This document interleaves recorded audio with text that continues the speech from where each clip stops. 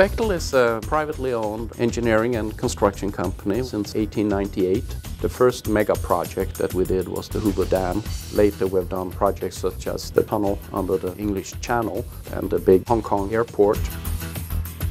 What we've seen over the last few years is that our projects have become bigger and more complex. The Jamnagar refinery project in India will be the biggest refinery in the world. Citrix was brought in to provide high-performance access to applications that otherwise just couldn't play on the vintage of network that we were operating at the time.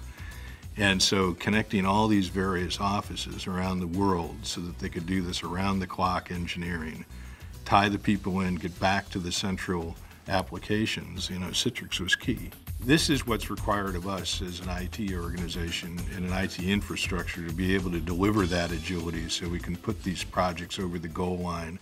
In March of 2007, we got a bunch of guys together to look at, well, if this is going to be the norm for Bechtel in the industry that we're in and the economy that the world is in, how best can we approach that and how do we do things differently? We said, guys, we're not kidding.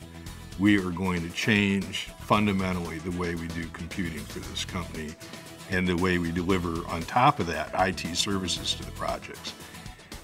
And there was absolutely an aha moment where the guys went from the first couple of days of kind of listening quietly to where they were all up at the whiteboards designing the future. We had to be quite innovative. We had to go into spaces where we hadn't been before, such as virtualization, such as multi-tenant applications, such as extremely high bandwidth networking and so on. We tied all of that together in our what we call the project services network. What we're really trying to do is create an application delivery network. We use Zen Server, we use Zen App, we use NetScaler, and then with Zen Desktop we're able to provide a on-demand environment for application and data access that helps us to control the intellectual property and helps us to minimize our risk from a security perspective.